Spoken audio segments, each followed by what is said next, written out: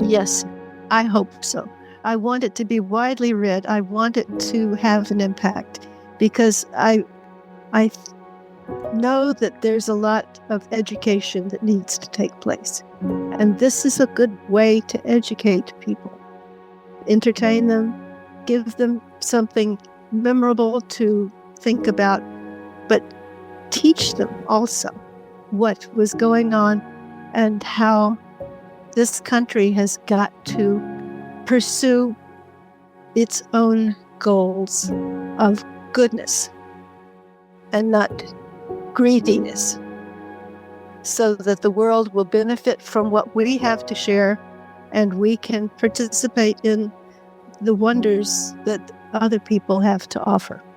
Everyone, welcome back to Living the Next Chapter. Yet another amazing guest on the show. I'm so grateful to have these authors coming on the podcast to talk about their journey as an author and the things they're writing about. Today is an amazing topic, something that we need to talk about in our world today. Stacia is here with us, and I'm so excited to have her here. She's a great author. You're going to love her so much. Welcome to the podcast. Nice to have you here. How are you? Thank you. It's great to be here. Excellent. Now, you're not in your home at the moment, but tell everybody where you are today as we're recording. Oh, I'm in Seattle, Washington, visiting my son and daughter-in-law and granddaughter, and we'll be here for Thanksgiving. Excellent. Well, there you go. You took a little time away to come and do this with us, and I'm very grateful that you have time to do this. Thank you. This is amazing. Excellent. Let's start off talking a little bit about your author journey. How did all this start for you? Like, what was the initial spark that said, I think I have a story to tell. I want to start writing? Well, it was really interesting. It was a daydream kind of thing about the self-sufficiency.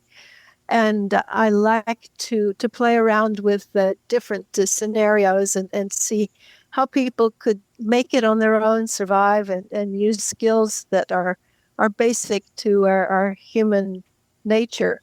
And I was playing around with that, just enjoying it. And some element of plot popped into my mind. And I thought of a way that I could essentially get my main character out of the forest and back into the world and dealing with the creation of the problem that she had created by running away. So I had the beginnings of a plot.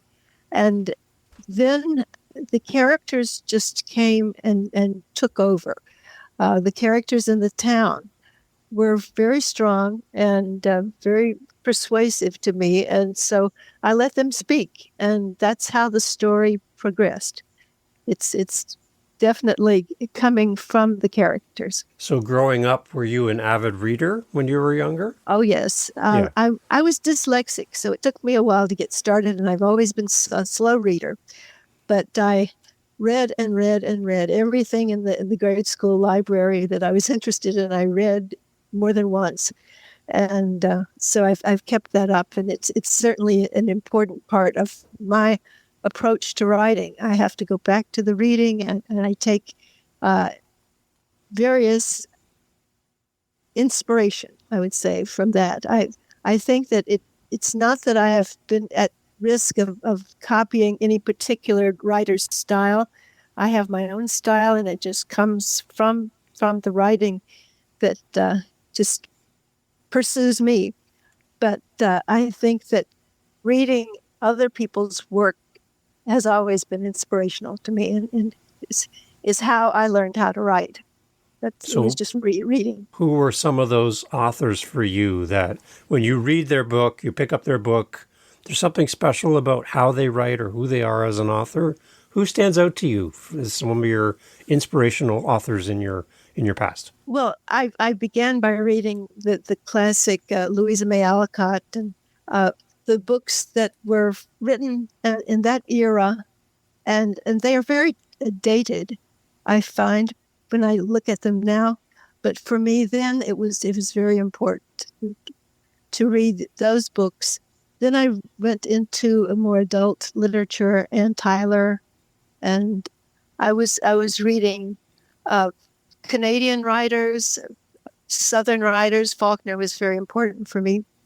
And so I began to look at ways of putting things together. My story has a town, and it's somewhat like some of Faulkner's writing in that he sets the characters and then lets you pursue them in subsequent books. And so I was able to pursue writing that way because the characters just wouldn't let me go. And I think that I'm going to do a third book in the series, and it will also continue the characters because they're after me all the time. I like it.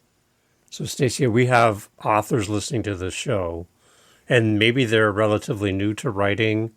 They haven't done this for very long. They're just learning how to get their feet under them as an author, and they're looking for any type of wisdom that you could share with them that could encourage them to either continue writing, to find their voice as an author. What kind of words of wisdom would you have for a new author who sat down with you and said, can you just help me get started? What could you tell them? Well, for me, it's been very important to write about what I knew. That's an old adage of writing, but it is a lot easier to find your way if you're comfortable with the setting and the time and that kind of thing. And for me, that was very important. I draw upon all of my relatives and my husband's family and for the stories that come through, and that gets incorporated seamlessly into other people in my books. And I think that many people will see themselves when they read my books because they're in there. And I've been able to create characters that have an ongoing life for me, and yet pull from the history of my own family and relatives and friends and my experiences growing up. So what for you was difficult in your early days of writing, but seems to be getting better and more easier for you as an author as you continue to write? How are you developing? What I worried about early on was plot, how to make it work, how to get from here to there, and what could happen. And I found that took care of itself. I found that I had more plot than I had space for. I had to eliminate a lot of it. And so cutting is a big part of creating a final product. You have to be willing to cut out big sections of stuff that you really were committed to and just throw it away and say, okay, somewhere else, some other time that might work. But it's taking me away from the main story that I want to pursue, that people are interested in reading about. And so I have to, I leave myself a lot of freedom to write whatever and then go back and cut. And the cutting is pretty painful sometimes. Yeah, I can just imagine you like, but I'm in love with every part of this book and my story, Yes. and I don't know what to take away and what to keep. That's got to be a tough decision to make. Yeah. Well, there are lots of guidelines about how to write a book and how by page 66 you ought to be, into the first major challenge and this kind of thing. And I went back and I looked at my book and I said, well, I guess this could be forced into that particular mode. And there's a way to make those things work for you so that people find it a satisfactory read. And people are very familiar with this format that books are coming out with now. They don't want too much going on before they have another crisis and the crisis resolution, and then the challenges have to rise up again. And this kind of thing is part of what people are taught in terms of how to construct a novel. But my feeling is that you should give yourself a lot of freedom and write and write and write, and then go back and see what you can take from that will fit into a package that makes sense for somebody else. So you're trying to satisfy your reader, but first of all, you have to satisfy yourself, and that's the thing that I've focused on. I wasn't writing to publish initially. I was just writing, and it came around to realizing that I wanted to publish my books because they had a message, and it's a social message. It's very pertinent to today. The 1950s that I was writing about had some similar challenges. And I think that the way that we were dealing with problems in that era should come back to haunt us. But we need to learn from the past. And if we don't acquaint ourselves with the past, then we're surely going to repeat it. Yeah, I'm totally with you on this. Tell us about how many books you have and kind of give us the order of how these came out. And that way we can kind of cover all of the amazing things that you've done in the world here. Okay, well, first of all, I had a career as a scientist before I began to become a writer. And it was only when I had the freedom of retirement that I felt I had enough time to even begin to commit to writing. But the books that I've written about Tennessee are two in a series, and they're intended to be read one after the other. The first is The Missing Girl, and that's with a young white girl who runs away from the terrible knowledge that her family's been killed in an accident. And she hides it out on her grandfather's farm, and she's practicing a self-sufficient life that I really grooved on. And so I wrote about that.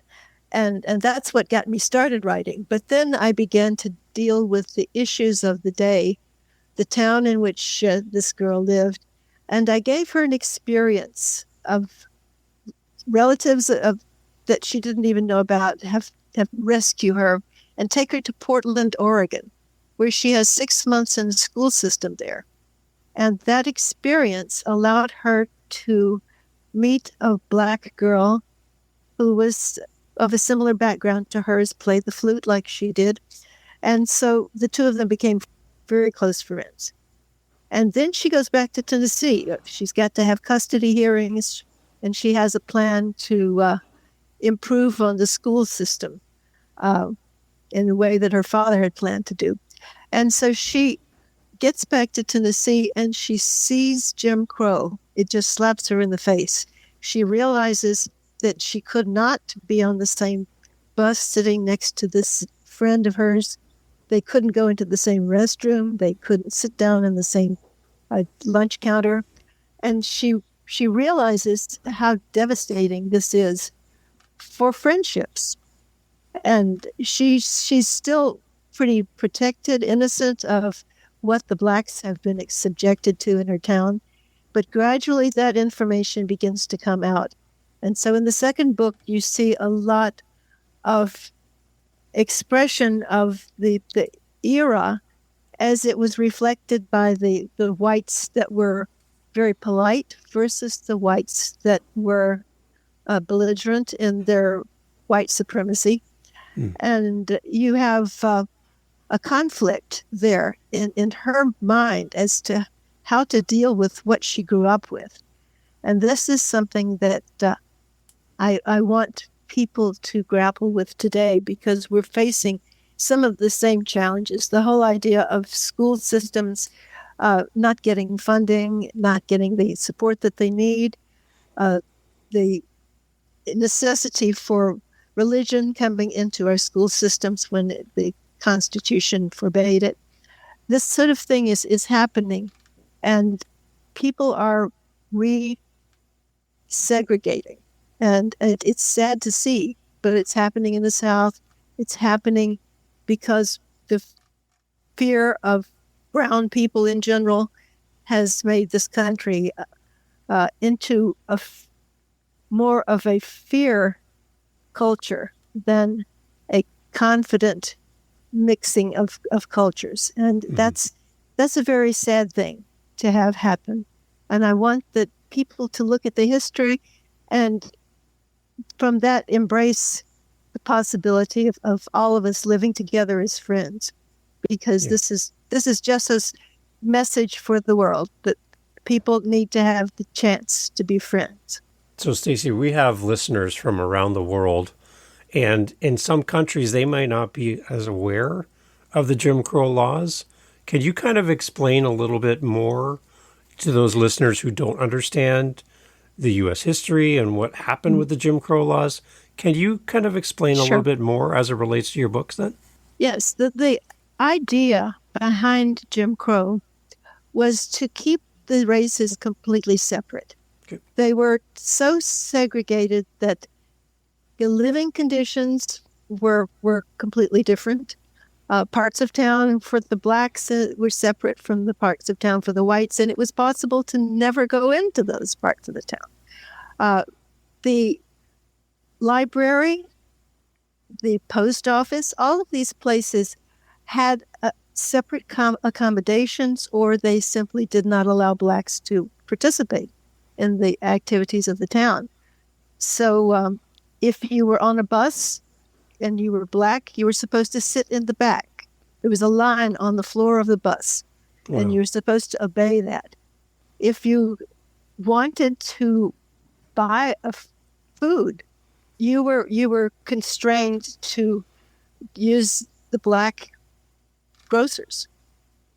You didn't set foot in the white establishment town businesses, and so it was possible to grow up with segregated schools and segregated everything, to never have a chance to meet someone of your own age who might be a friend. This blockage of interracial friendship was absolute. The blacks were a servant class. They were maids in people's homes. They did the yard work, the garbage collection, anything menial. And they were given a poor education as a result. So the school system was abysmal for the blacks. Barely functional facilities. They got the leftover books from the white schools. They were consigned to the black schools. So they were already written on and abused and falling apart by the time the blacks got them. Everything about their school system was neglected. And as a result, there was never any mingling of young people of different races. It just didn't happen. So it was for Jessa a real eye-opener to be able to have a friend who was of another race, because it just was forbidden in her town. And you had whites who were apologetic about the situation. They didn't like it.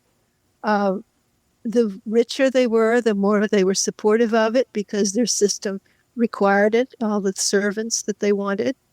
And you have a situation in the town where you've got these people who are being kept down, and they don't dare get out of line for fear of losing their jobs, all the repercussions that could be brought to bear.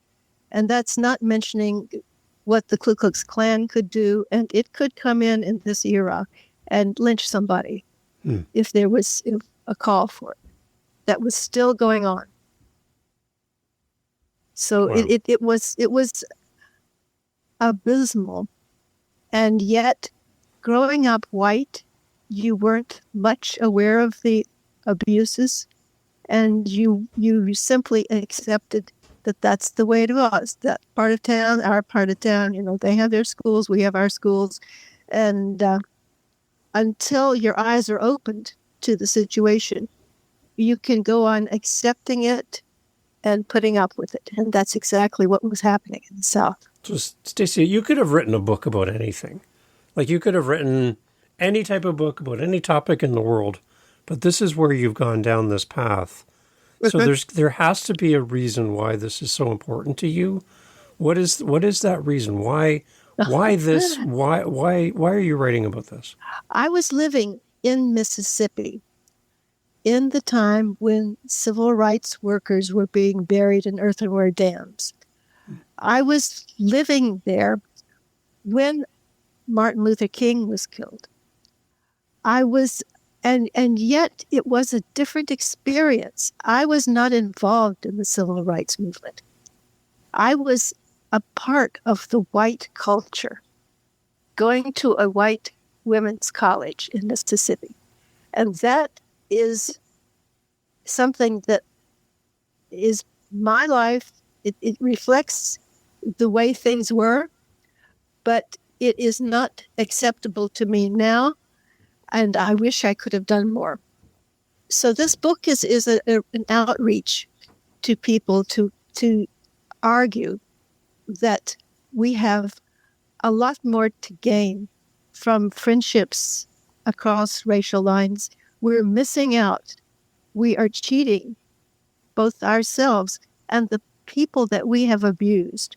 And we've got to change things. And this applies to Native Americans, what was done to the Native Americans, just the same as what was done to the blacks in this country. And we've got a terrible history that we need to atone for. And I don't think we can ever successfully do that to change the damage that we've done to people's lives. It's been really a shame that this country was founded on great principles and yet so poorly lived up to them. Yeah. So I'm very, very unhappy about the way things are going currently in this country, and I would like to have an impact. And we can do that through story. Yes, stories and outreach and entertainment, but with a message. Yeah. And that's my message, that we've got to open up ourselves to other cultures, other people, let them in and let them be part of our lives. We're seeing that here in Canada as well. Like, I don't think it's just one part of the world. We're seeing a lot of unrest, a lot of my world versus your world, my thoughts, my identity versus your identity. I see a lot of people picking where they fit in the world and who's like me and who's not like me. And I don't see it getting a lot better, really. No, Stacia, when I look at it's happening in the United States. People are changing states to be with comfortable, compatible people who think like they do and don't ever challenge them. And so it's I think it's worldwide. I think that miasmas get actually spread all over the world, and periodically people will be involved with issues like this. So from your heart and your mind, as you write this, do you see a path forward for us where we can make things better? Oh, we always had a path. We always had the possibility of being generous. And that's what we need to look into now, because we are saying, well, this is not going to be economically feasible for me to get ahead if I let these other people have a fair shake at things. And we've got to be fair and generous, and err on the side of generosity, and then we could pull it out. I'm just seeing that there's a whole bunch of, people that are looking to protect themselves and insulate themselves from everyone else. And I have mine, and that's all I want to protect. I've heard people say that when you have more in life, instead of building bigger fences to keep people out, we need to build bigger tables to invite more people into our world instead of keeping people away. So there are some people making great change in the world. They seem to be in the slight minority, though, compared to the majority of people who aren't in that process of making change. The pendulum is swinging, and it's going to have a lot of people harmed before we get to swing back, I'm afraid. But I wanted to point out that this 1950s was not the good old days that people want to think about it as, and that's not where we want to go back to. We definitely need to go forward and share what we have, and the many immigrants are a wonderful resource. And we just, it's terrible, the idea of getting rid of people who want to be here. It's just the stupidest thing in the world. And for us here in North America, many of us are immigrants. We are from other places. Absolutely. And we can trace We our roots all, back, right? So yeah, we are all just like those that we fear possibly coming to our country to change things. We were the ones that came to the country and changed things. absolutely. And our The ancestors, right? Irish, the Yeah. Polish, all of these people were abused when they came to this country. And it seems that we never learned anything, because that's that's the message from the history of this country, that we're built on immigration.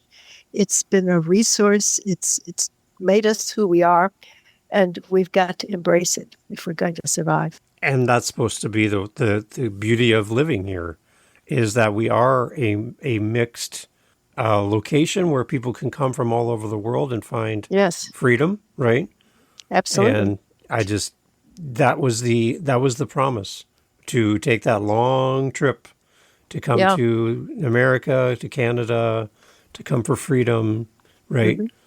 And I think we kind of lost a little bit of that in the years and in our history. We've lost a lot of it. Yeah. and it's all this. I've got mine, Jack. You know, I'm already settled in here, and I want to protect what I have, and therefore I'm going to wall off the rest of the world. And it doesn't work that way. No. It doesn't. Have you had any interesting feedback about your books from readers? They've been reaching out saying what they love about the book and how you've kind of made them think? Yes, I've had some really encouraging reviews of the book, and I love reading them, because I think, oh, people are reading my books now. I just want it to be read. I just want it, and in particular, the second book is getting through to people. I think they find it gripping. So I'm looking forward to getting more of that kind of thing. For the readers who don't really understand the impact of a well-written review on behalf of the author, talk to a reader right now and tell them why it's so important to have those reviews for the books that authors put out into the world. The reviewers capture things and say them in ways that you never thought of. And it's delightful to get that feedback. They see things in your books that you would not have been claiming were there, and yet it's a delight to find out what other people are finding. You send these books out into the world, and they are emissaries, but they're on their own, and you'll be surprised what comes back. It's very encouraging to see them being greeted out in the world as you had hoped they would be. That's one of the things I like to encourage the listeners when they listen to the podcast, is that they have a part to play in all of this authorship and the books getting into the world, just by being part of the review process and telling people why, like, beyond great book, great author. Like, that's nice. That's nice. But can you tell us more about why the book resonated with you, and what did you get out of it? And because I know when I go to buy a toaster on Amazon, first thing I do is scroll all the way to the bottom. I want to see what people are saying about this before I make a purchase. Yes, right. Did it blow up? Right? Yeah. Is this a terrible rating? Is it a great rating? Well, I love it. I put a lot of faith in those reviews. Same with a book. I scroll all the way to the bottom and go, okay, is this book for me or not? And that's what I really leverage that. So again, as you listen to this, Stacia and I both agree on this. When you're writing the book, how much research did you have to do on your own in preparation to write these?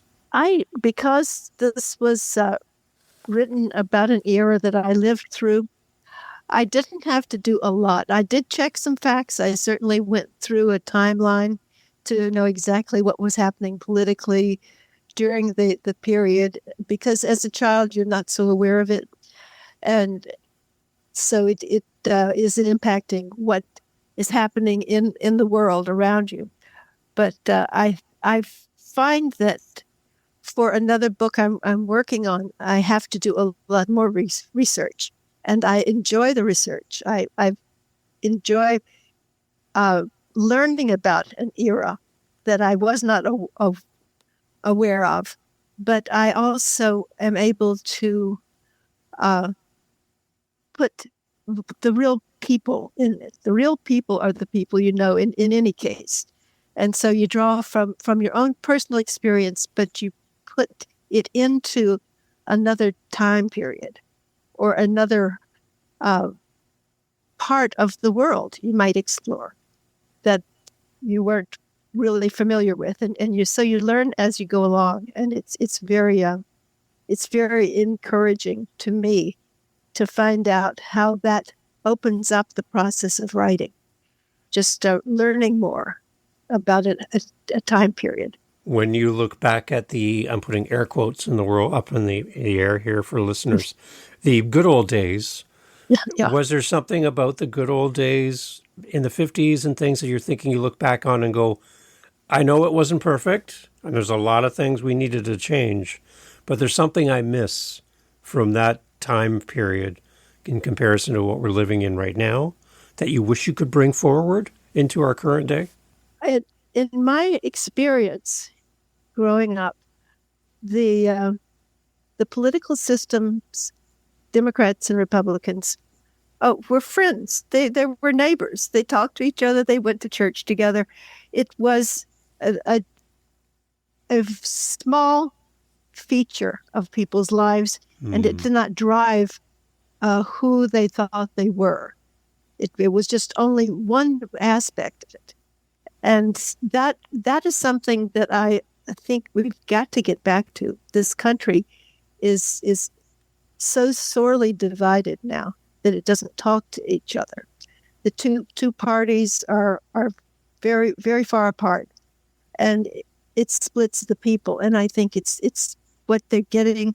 Newsfeed is completely segregated from one side to another, so that we're not listening to the same news. We're not hearing about the same events, and we don't have a common legacy. This country is severely split into people who think one way and people who think another way, and they're not talking to each other.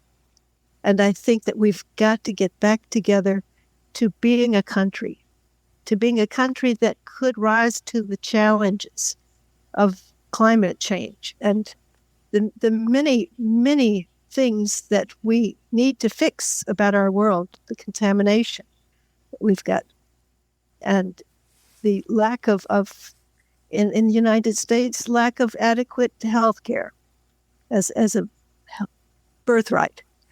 This country could afford that. It's a rich country, and yet it's denying many of its people what they need. Right. And that is true for many aspects of it, the school system as well. So I think that we've got to pull up our socks and get busy making this country a better country. And that doesn't mean turning back the pages to the 1950s, because that was a period of repression. That was everybody had to dress the same way, look the same way. You know, it was don't step out of line because this is the way you're supposed to be.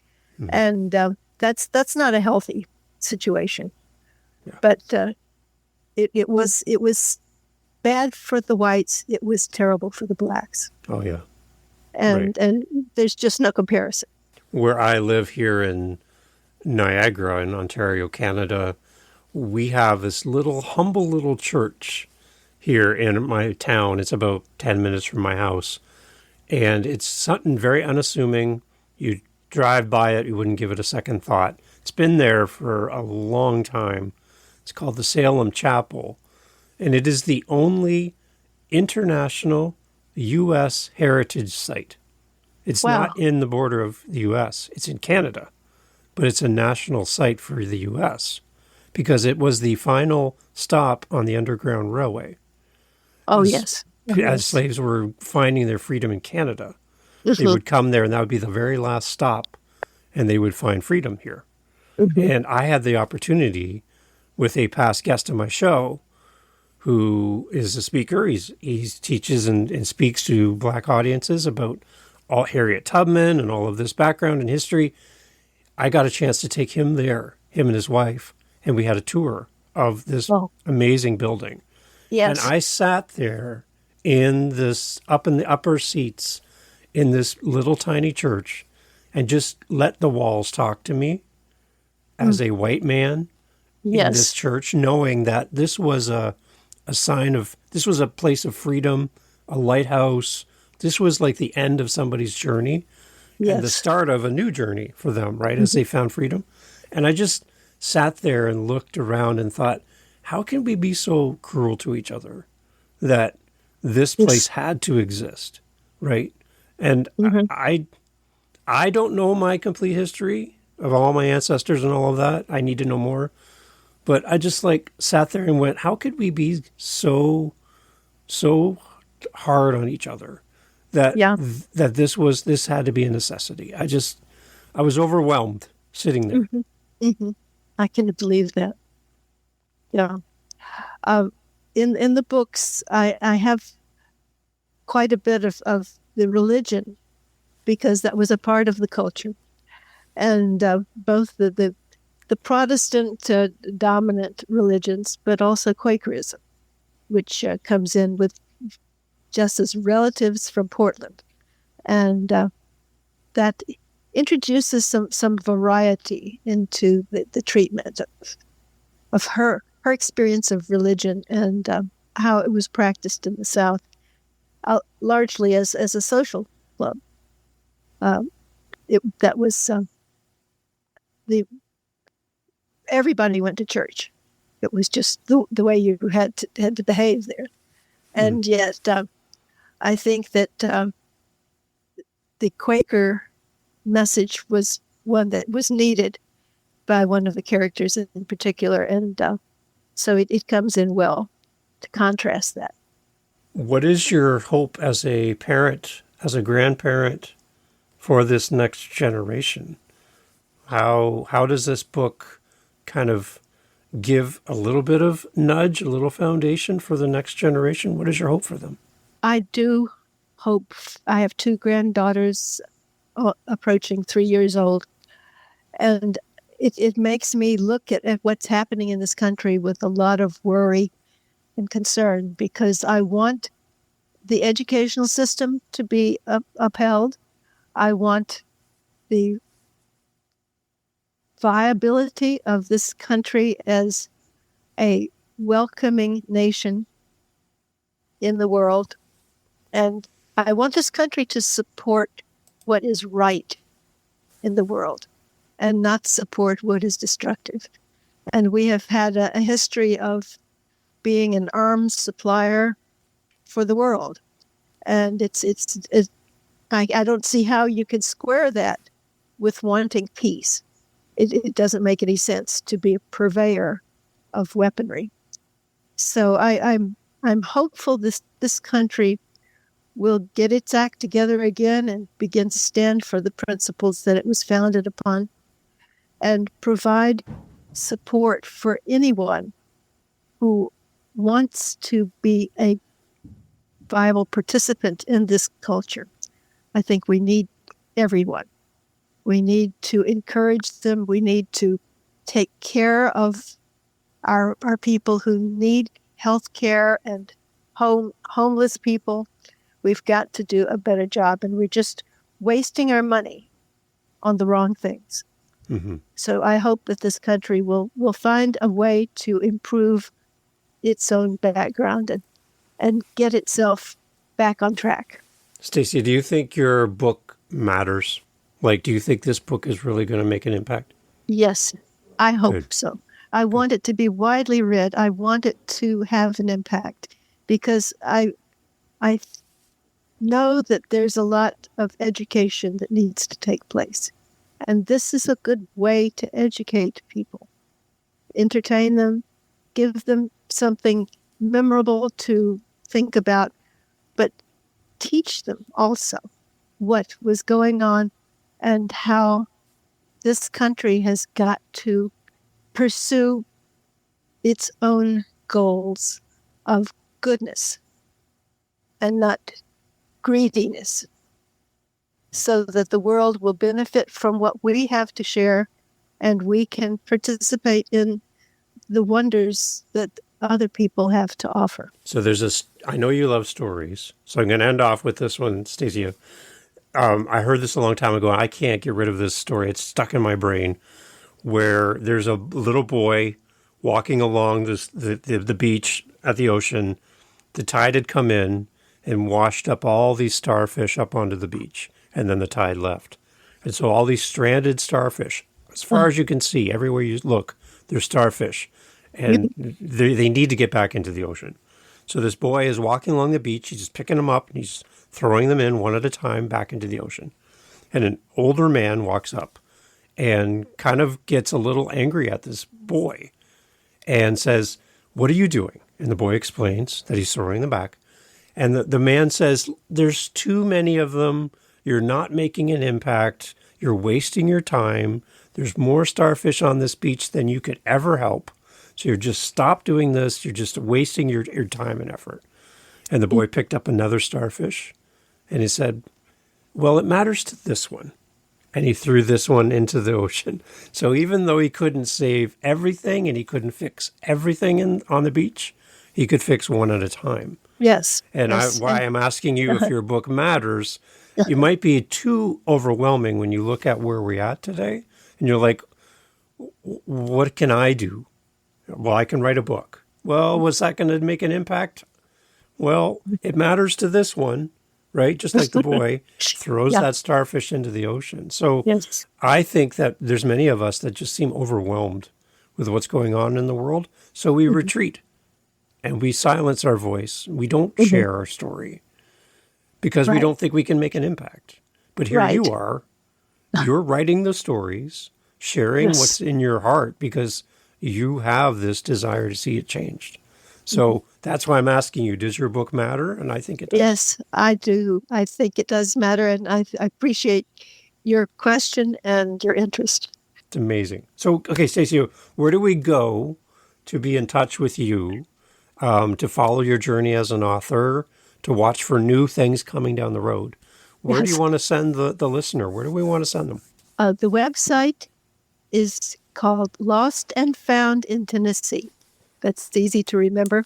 Nice. And it's all written lowercase, lostandfoundintennessee.com. Will take you to my website with the two books that are currently available. And I really hope people will be able to find it and read through what's available on the website and see if you don't think this book will be right for you. We talked about the impact you're going to have on your family and these amazing grandchildren. I think there you have a lot to be proud of, to have you out there as an author sharing your story. I got to ask, the name of my show is Living the Next Chapter. So, Stacia, I have to know, how are you living your next chapter? The next chapter is the third book in the series. And it will be when the two girls that became friends go back to Tennessee together. And they're now 18. The civil rights movement has made considerable progress. And we're seeing how they interact with the town. So that's what I'm working on now. The characters, many of the characters will be revisited. Do you have any idea on timeline at all? Is it too early? No, I my timeline for the first two books was 10 years, so I we can see it's coming. It's coming. Yes, it's coming. I think it'll come faster than that, but I don't know exactly. Awesome. Stacia, thank you so much for doing this. Thank you for writing something that's very meaningful in this world, because I can tell it means something a lot to you. It does. And it means a lot to your family. And we need this. We really need authors like you that will help bring us together. The last thing we need is people to tear us apart. So you're doing the opposite, which I love. So thank you for writing this. Thank you. Thank you for being part of this podcast. I really am looking forward to it. Keep me in mind when book 3 comes out, whenever that is. All right. Okay. I want you back. Sure I definitely want you back. Okay. Thank you. Yes. And Well, I'm I look forward encouraging- to that. Yeah, and I'm encouraging everyone listening, when you buy Stacia's book, because I know you are, and you're going to buy an extra copy and send it to your friend. When you buy a book from Stacia, you're going to leave an amazing review and let everybody know how much this book Please means do. to you. Please do. And you're going to tell everybody to listen to this podcast and go to Stacia's website as well. Yes, that's right. Lost Excellent. and found in Tennessee. There you I go. appreciate this. All right. In the show notes, everybody. Stacia, thank you so much for doing this.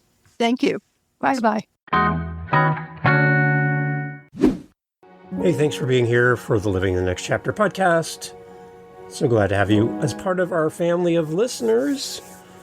There's a seat for you just here on Living the Next Chapter, and I'm so happy that you have listened to all the way to the end. Wow, you are now my new bestie.